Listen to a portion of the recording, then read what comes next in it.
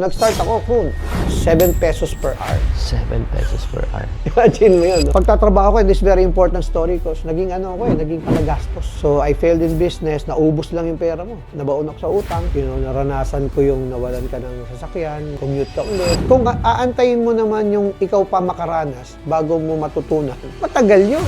So, kaya nga na-invento yung libro. Ano natutunan mo sa failed business mo? Marami. Unang-una, yung kataga, di ba, na May impact yan eh. Yung mental and emotional impact. How did it affect you? well, This is Money Masters, where true stories spark real change. Mga kapatid, sa araw na ito, we are with one of the founders of Buffalo Wings and Things. Ang kagandahan po dito, homegrown po to. Talagang tubong Pilipinas. Pag-uusapan po natin kung paano siya nag-umpisa from an employee to become a business owner. And kung kayo interesado kayo to start your food business, this is the interview for you. So, without further ado, let us welcome Coach Romel Nang. Palakpakan! Hi, Coach! salamat po, Coach Shinky, for inviting me. Thanks for having me here. Yeah, I'm really so excited, no? Actually, we met each other during the time of pandemic, Yes, di ba? yes. And then, sobra akong impressed sa background mo sa food business. So, tell us more about yun. Paano ka ba na talagang nag-start yung journey mo?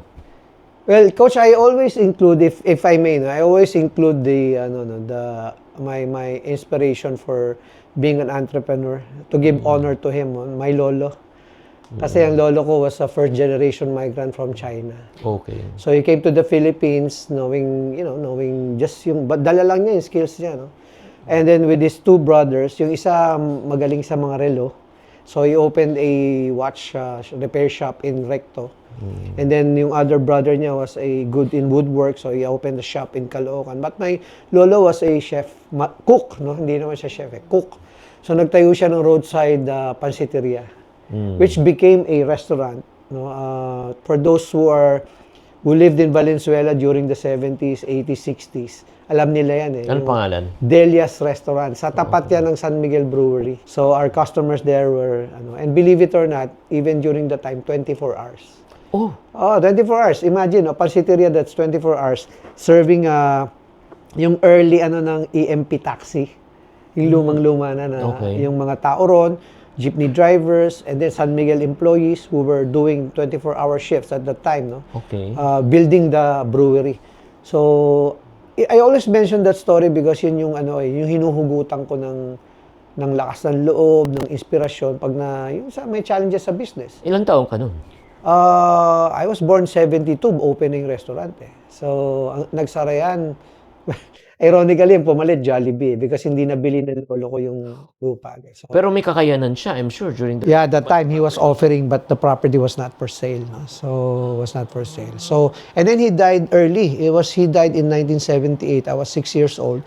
But I have very fond memories of him, cooking, be hardworking man. No? Walang nakamana ng recipe at lahat. Yun yung sad story, which I think motivated me more to parang become the entrepreneur, the third generation entrepreneur after him.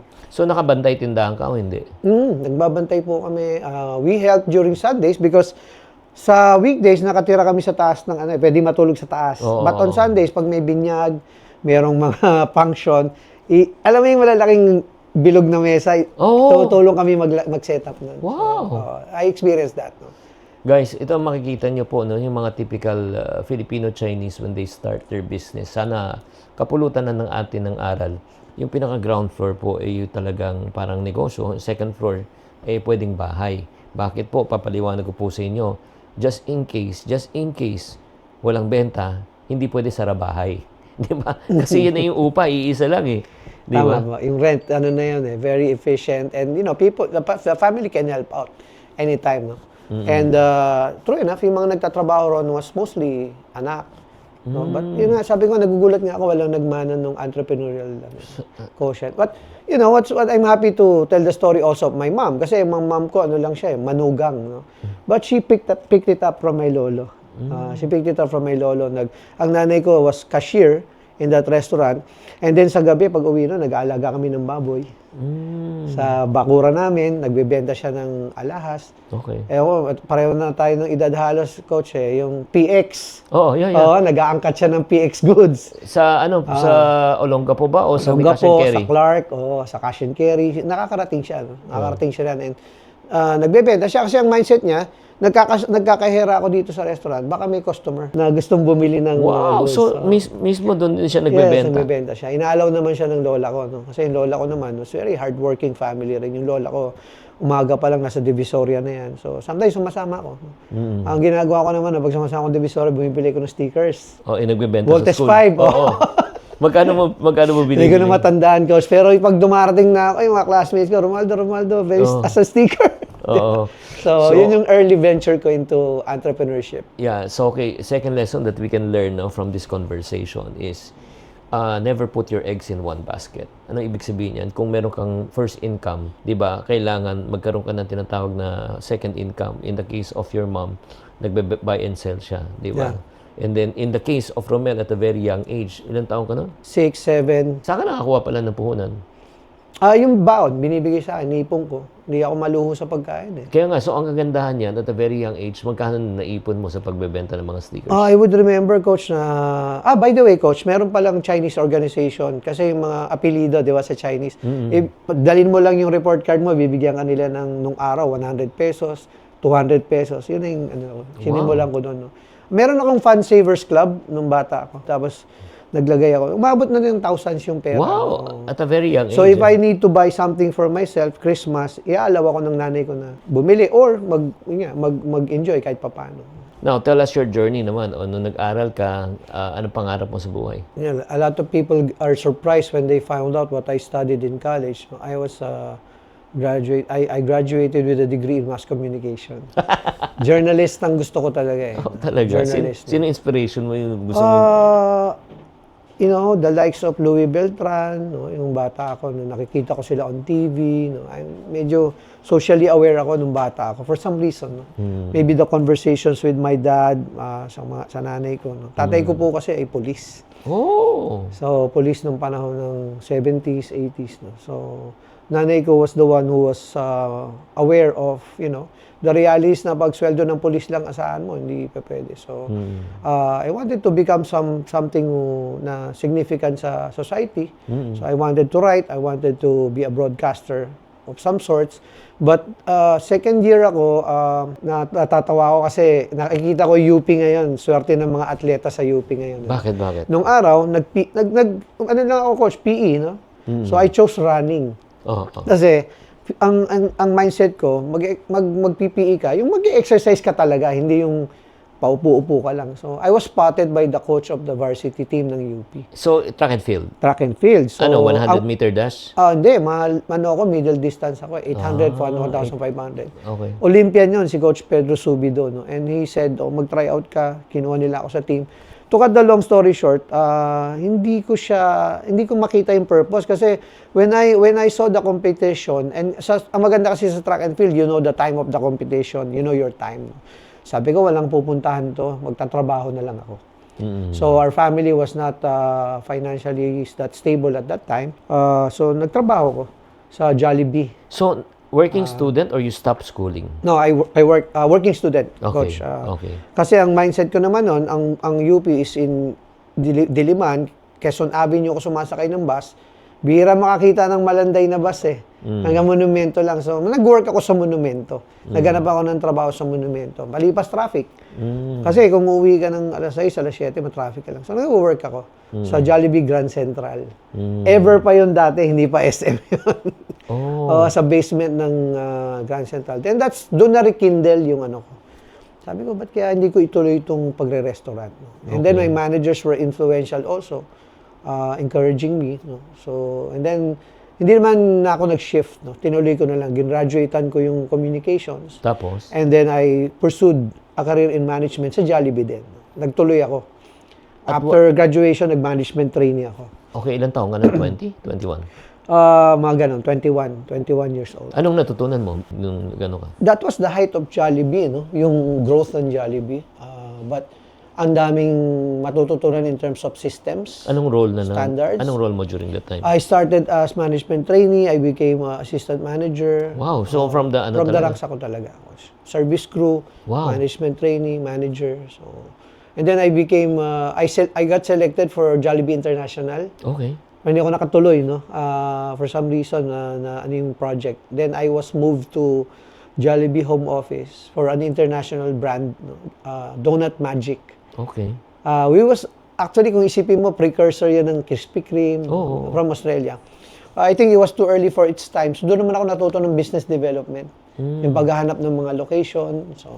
So, napakalaga, no? Yung parang, yung sa mga empleyado. 'Di ba? Kasi nga, you work from the ranks, eh. And then, what can you tell siguro, yung itong opportunity na yung sa life lessons mo, sa mga taong, yun, minsan nagmamadali. Kaya pag hindi, lumilipat na agad. Alam mo, yung blessing ni Lord sa akin, Coach, yung clarity. At an early age, I wanted to, in the end, alam ko yung dulo ko magtatayo ako ng restaurant. So, lahat ng skills na kailangan ko matutunan, open ako. I-assign ako sa business development. Kailangan mo yung skill na yun. Kasi eventually, maghahanap ka ng location. Then, matututo ka sa numbers, matututo ka ng mga projections. So, I was very open-minded sa lahat ng mga, alam ko yung checklist ko.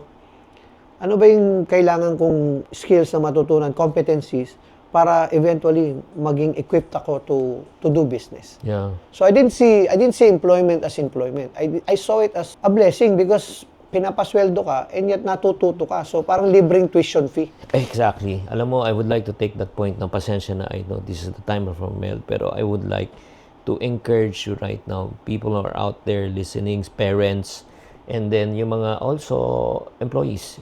Ang tanong ko especially, what if there's a school that can offer you free tuition? That's number one.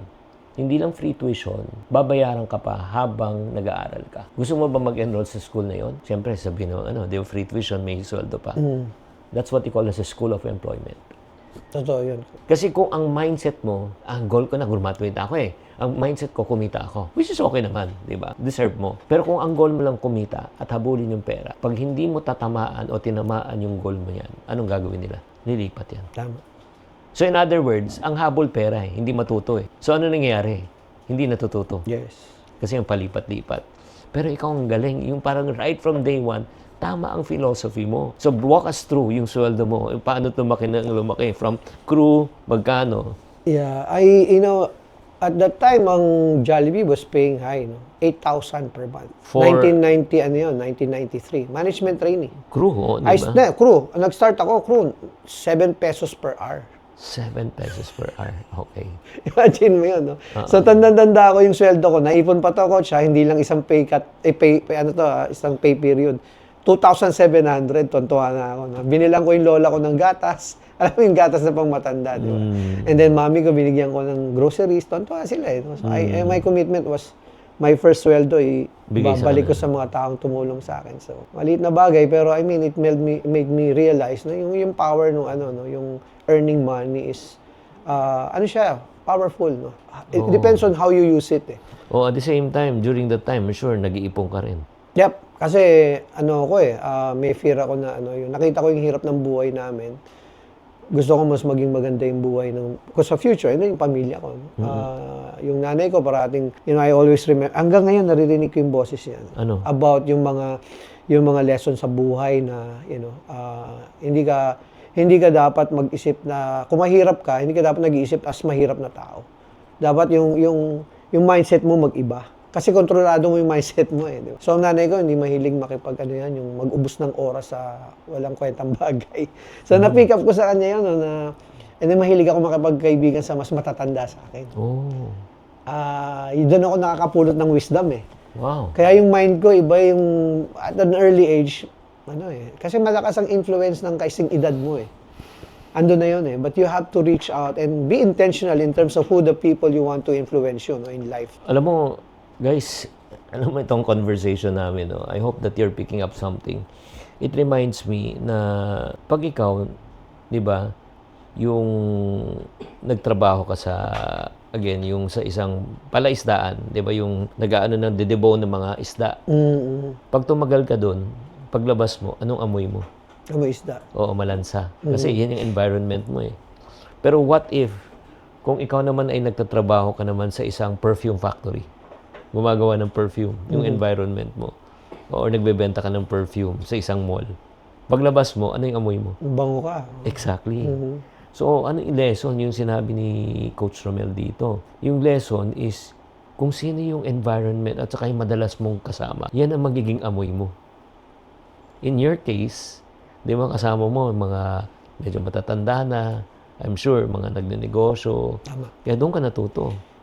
Yeah, yung importante rin sa akin is I surround myself with people who are not in the same industry. Kasi alam ko na may alam ako sa industriya, may mga peers na ako. So I reach out to other, like bankers. I play basketball with bankers, mostly bankers. Kasi doon ako mahina dati. So, in between games, I consult, no? For free. Libre. Libre, di ba? In between games, magpapakwento ka, ano ba yung buhay nila, ano yung mga acquisitions, mga ganyan. Natuto ako. So, nagamit mo in the future, no? Sabi nga ni Steve Jobs, di ba? It will all connect in the end. Pero hindi mo alam kung paano magko-connect sa simula. But you gain all of this knowledge and then eventually you see how it will help you. Pati, napansin mo ba? May mga tao na hindi naman kalakihan ng kita pero nakakaipon rin. Habang yung iba naman, kahit anong laki ng income, pero feeling kulang pa rin. Same effort, magkaibang resulta. Bakit? Kasi hindi lang tungkol to sa sipag. Hindi lang to tungkol sa lakihan ng kita. May sinusunod kang pattern na hindi mo lang aware. Kung may pattern na pwede kang i-rewire, pwede kang gumawa ng bagong sistema na magbibigay ng ibang resulta, gusto mo ba yon? So ang tanong, gusto mo bang malaman yung tamang pattern na nagpa-stuck sa'yo? At paano to babaguhin? Type HEAL sa comment section and I will send you the breakdown.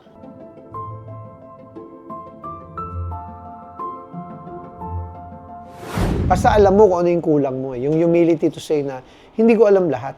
So ano yung mga hindi ko alam na kailangan ko malaman?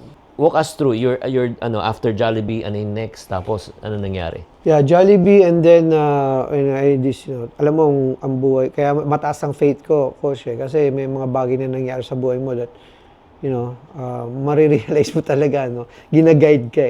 One early morning, I always tell this story because just to emphasize that, hindi lahat nasa control mo. Maaga ako pumapasok. Habit ko yan eh. Even now, maaga ako darating, maaga ako. Kasi wala namang mawawala eh. Yeah. Kung darating ka ng maaga, and then maybe the opportunities will be there. So true enough, one morning, nasa Jollibee International Office ako noon, and then I saw somebody's desktop. Nung araw, desktop pa eh. Bira pa may laptop noon eh.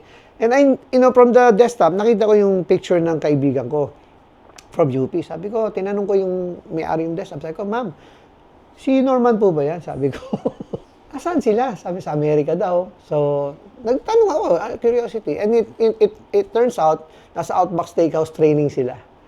And then I inquired, how do I apply for this position? Kasi nasa fast food na ako. I felt marunong na ako sa fast food. I wanted to try a real restaurant.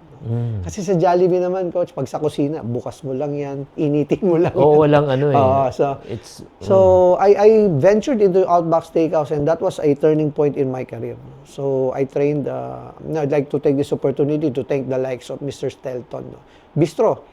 Kasi imagine, coach, ang investment sa training namin, 5 months in the States. Wow. May apartment ka, may rental car ka, maganda sweldo mo. 5 months in the States, we trained in Virginia Beach. So that was my first international plane trip.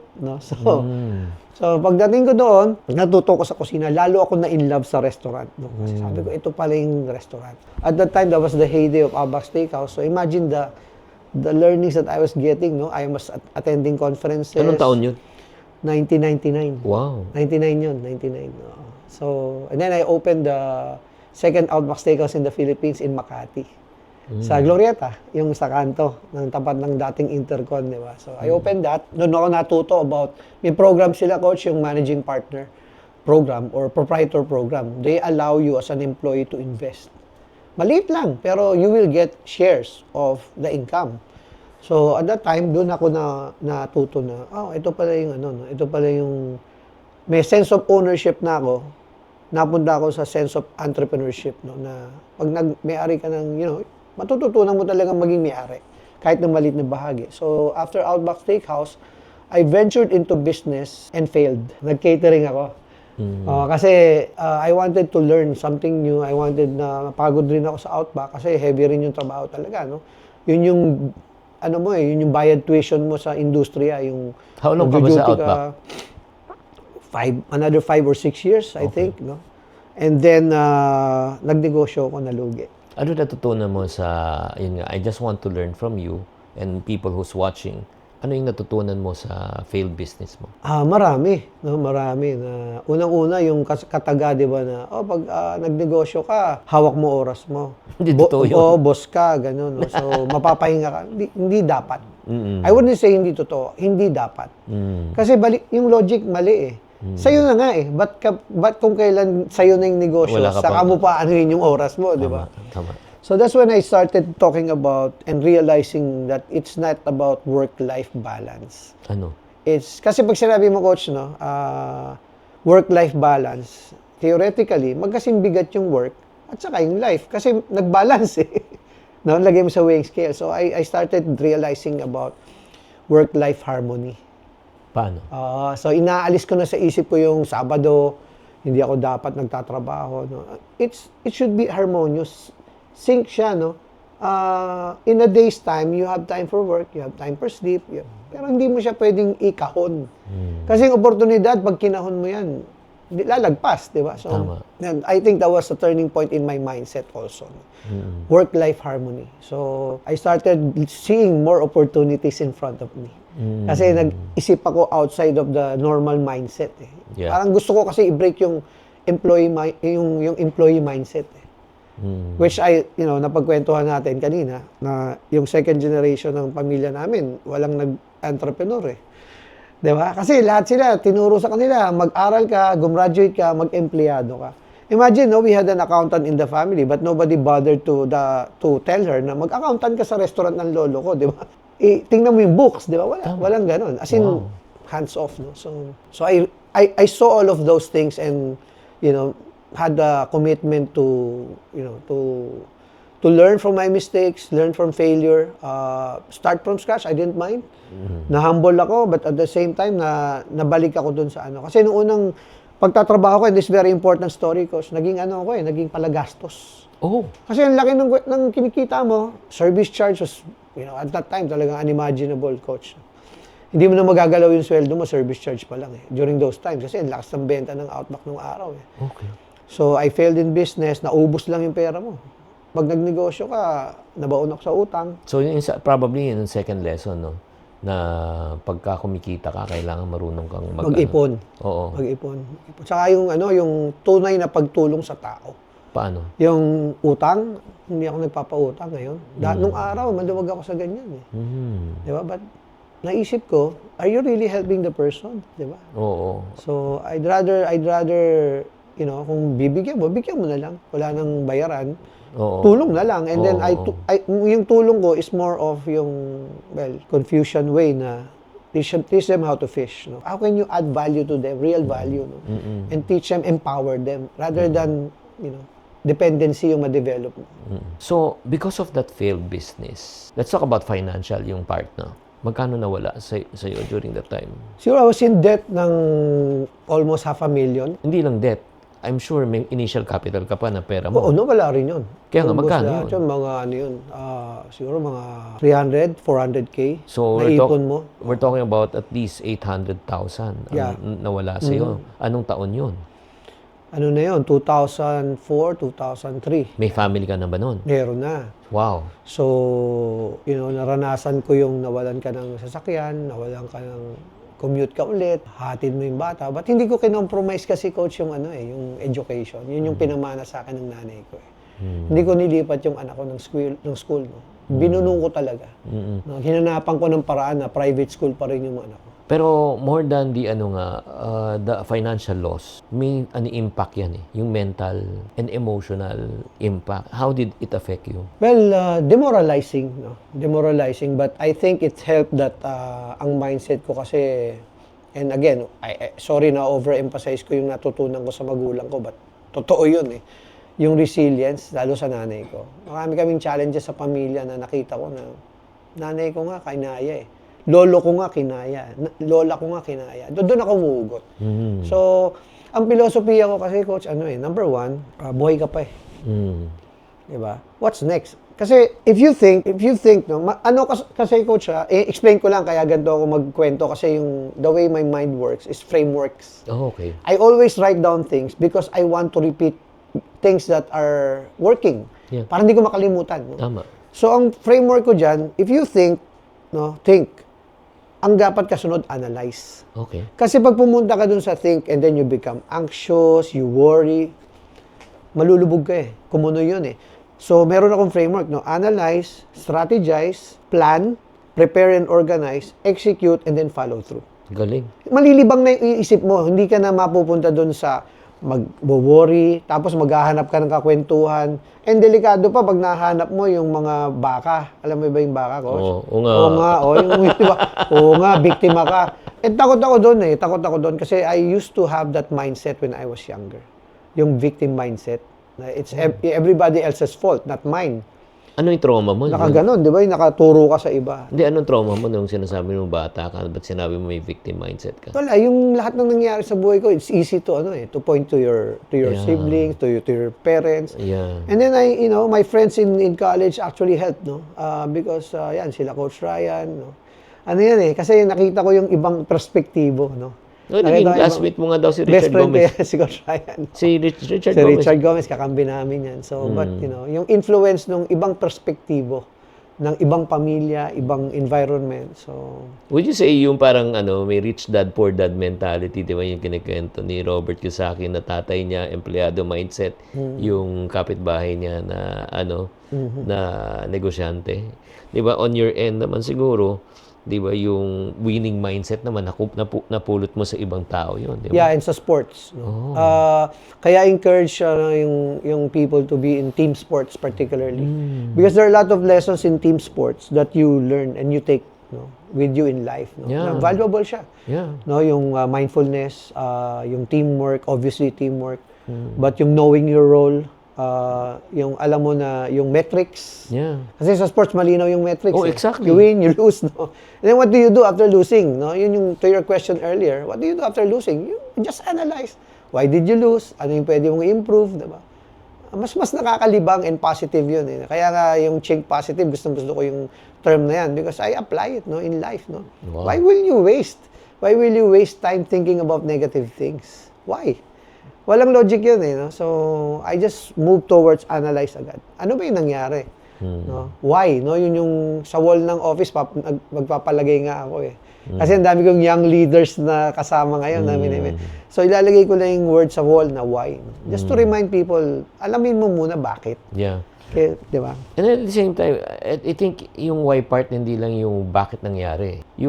Kasi ang focus ng karamihan ng tao is the what. Anong gusto ko? Gusto mo yumaman? Ano? Oo. Dapat ang tanong, hindi yung anong gusto mo at paano ka yumaman. Dapat tanong mo, bakit mo gusto yumaman?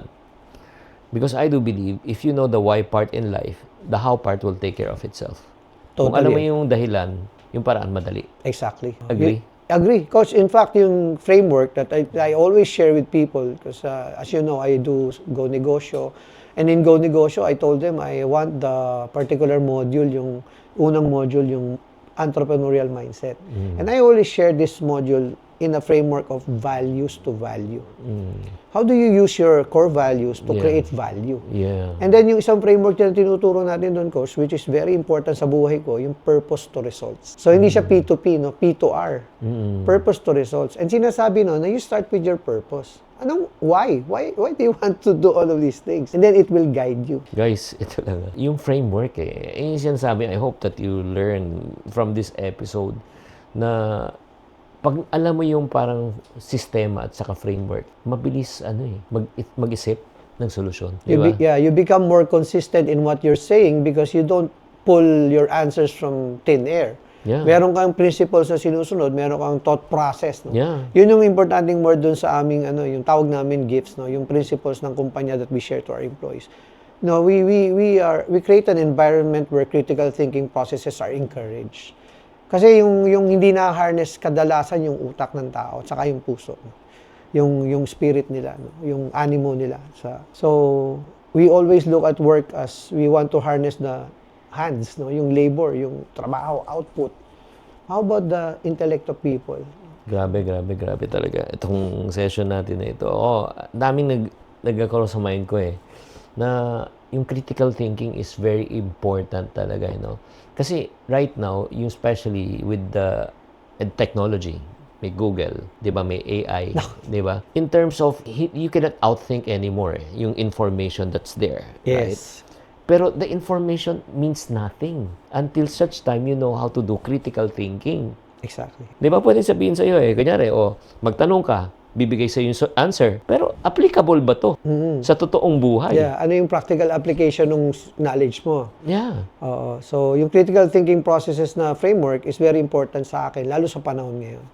No, kasi ang emphasis ko is, okay, you get information. But you cannot make decisions based on information Exactly. alone. I'll give you a practical example in the restaurant industry. Sure, sige. Nakita mo yung benta, no?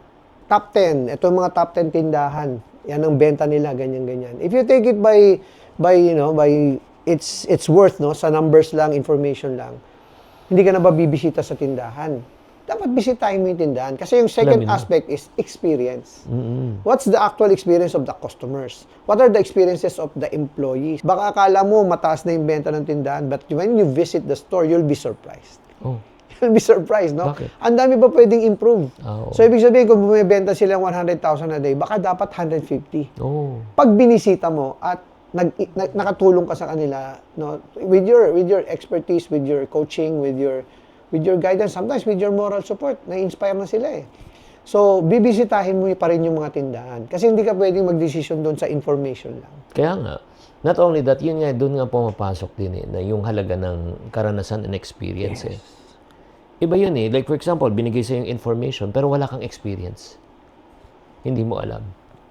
Ang tendency mo, when you make decision based on your critical thinking process, you make bad decisions. Yeah, hindi nagiging critical masyado yung thinking mo because may na-leave out ka na importanteng aspeto. Which, andun yung strategic part of it, coach, no? Kung aantayin mo naman yung ikaw pa makaranas bago mo matutunan, matagal yun. So, kaya nga na-invento yung libro. Ngayon, podcast. Naku, mahilig ako sa podcast Kasi sa sasakyan, imbis na mag-podcast ka, natututo ka. And then, be intentional on the topics that you want to learn. Yes. Sa akin, leadership. I want to be a better leader. Entrepreneurial, like business wars. Gusto ko yan. Saka yung mga, anything about companies, storya ng mga kumpanya. Kasi kesa, ang daming history ng mga kumpanya na pwede mong matutunan yung mga bagay-bagay. So, sabi nga, it's best to learn from other people's experiences rather than your own. Costly pag yung hintay mo pang ikaw pa mag-trial and error, di ba? Alam mo, itong session natin na ito, dapat masterclass to. I may say, honestly, Romel, I may say, these things that you're sharing with us is your how many years of experience that we can learn from. So, sige, bring us to your journey na. Yung Buffalo. After Outback. Yung Buffalo and Wings. How did you start? Magkano ni-start mo? So, after working in Jollibee, Outback Steakhouse, failed business, and then...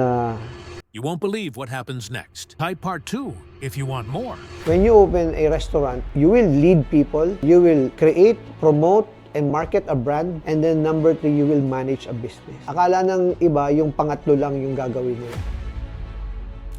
Kasi importante na ma-realize mo, hindi lang maglagay ka ng manager, autopilot yan. Somebody from your group of sino yung magiging managing director niyo? Sino yung tututok sa negosyo?